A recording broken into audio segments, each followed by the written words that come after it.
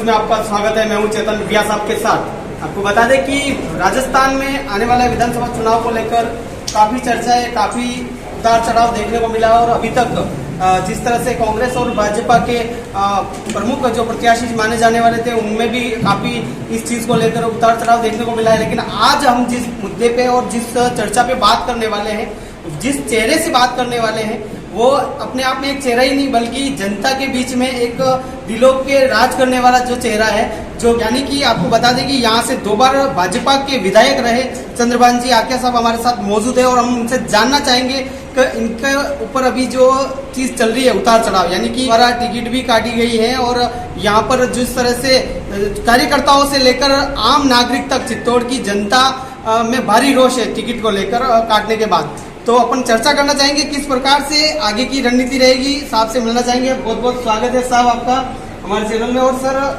पहले तो आपका अपना थोड़ा सा राजनीतिक जो इंटर्नशिप जो था यानी जीवन परिचय, उसको लेकर थोड़ा जानना चाहेंगे किस प्रकार से रहा था, कैसे? जब मैं 21 साल का था, 21 साल और 3 महीने का पंचायत सदस्य बन गया।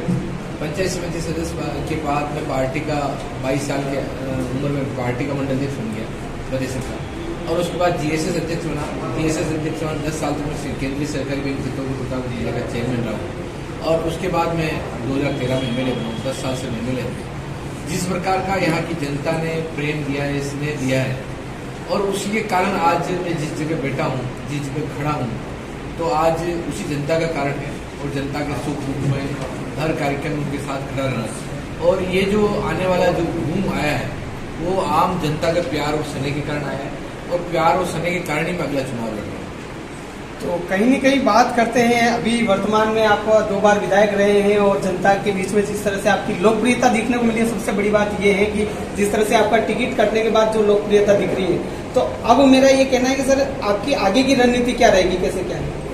अगले अभी भी विश्वास है, हमारा प्रधानमंत्री जी मोदी जी हमारे बहुत सम्मानीय, और केंद्रीय नेतृत्व में मुझे विश्वास है, प्रदेश के नेतृत्व में मुझे विश्वास है कि अभी भी वो टिकट में कुछ करके 100% मेरे को टिकट देंगे और मैं चुनाव लड़ूंगा।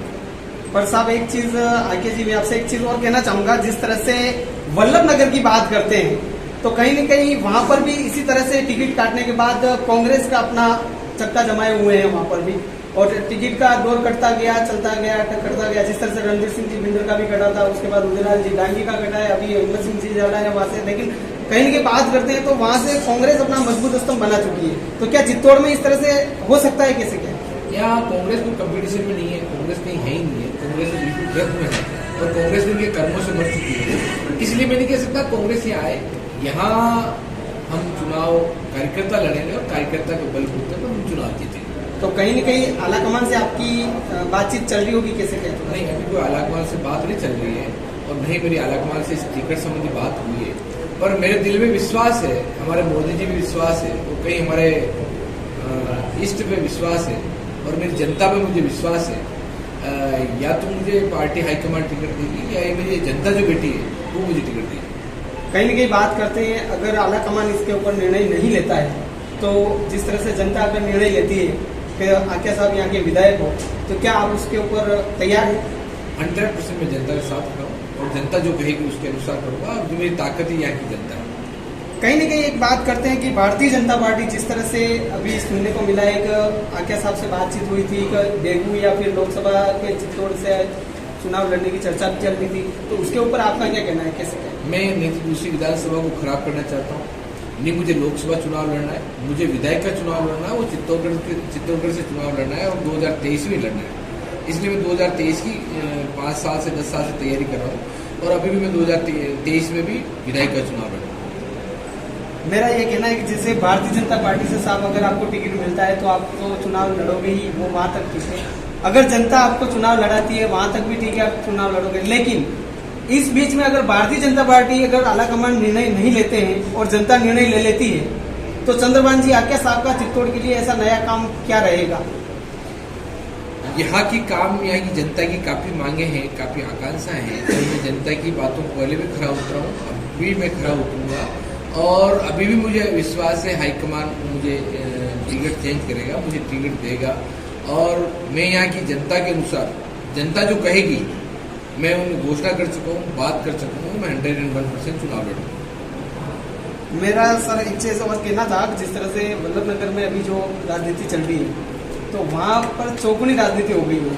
अगर इस बीच में अगर टिकट नहीं मिलता है, जनता ने आपको चुन लिया है, जनता आपको जिता देगी, तो क्या चित्तौड़ में ये त्रिकोणी या चौगुनी राजनीति हो सकती है आने वाले समय? अभी ये कुछ कहना जल्दी होगा। ये अभी लास्ट फोन की तारीख 6 तारीख है और 6 तारीख तो इस बात को करना आगे हो जाएगी। देखो अभी भी मुझे विश्वास है ना, मैं आपको कह रहा हूँ 100% सामने से और ऊपर वाला जो हाईकमान है वो सोचेगा कि धरातल पर काम कौन कर सकता है, कौन नहीं कर सकता है, और जो धरातल में हम लोगों ने जो काम किया है, जो जहाँ जनता बोल रही है वो आवाज़ ऊपर तक जाएगी। ये देखा आपने जिस तरह से आगे साहब हमारे साथ मौजूद और इन्होंने बताया कि जिस तरह से एक आत्मविश्वास इनका अभी भी जिस तरह से बना हुआ है कि आला कमान के डिसीजन के ऊपर जिस तरह से 6-7 तारीख तक जो भी फॉर्म भरा जाएगा उसको लेकर अभी भी रणनीति तैयार है, हालांकि सारी चीजें तैयार है और कार्यकर्ताओं में भी उतना जोश देखने को मिला है जो कि मेवाड़ की अभी तक कोई सी भी सीट पर इतना जोश नहीं देखने को मिला है। हालांकि देखना ये होगा क्या आला कमान इसके ऊपर निर्णय लेता है क्या नहीं, लेकिन कहीं भी हम आपको इससे फिर भी रूबरू कराएंगे आने वाले इलेक्शन समय में लेकर। लगे रहिए बैक टू बैक सीधी बात नो बकवास के साथ। दैनिक पुकार ब्यूरो रिपोर्ट चेतन व्यास।